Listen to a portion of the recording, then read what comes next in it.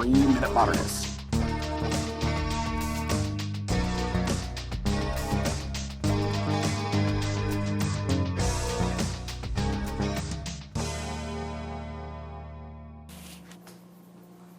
When I think of the WPA, I think of two American artists, Thomas Hart Benton and Paul Cadmus. And Paul Cadmus his figures are instantly recognizable. They're sort of waxy, and they're sort of wiggly, and they're really, really gay.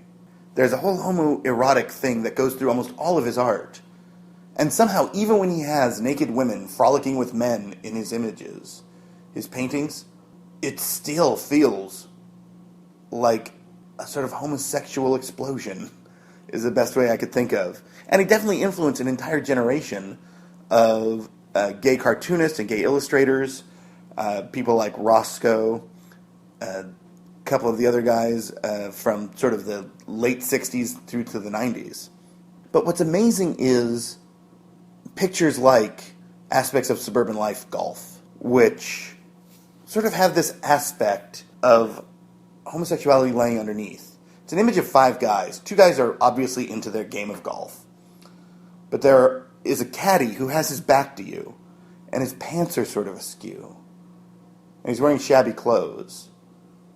And on a bench, reaching for the caddy, is this guy with a cigar, this older dude. And he's obviously really interested in touching him.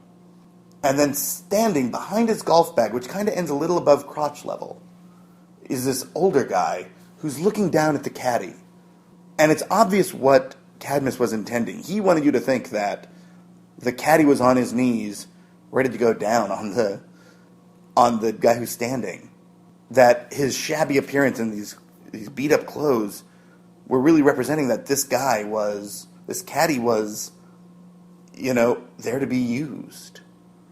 And this whole thing is sort of underlying it. There's nothing that's screaming homoeroticism to this.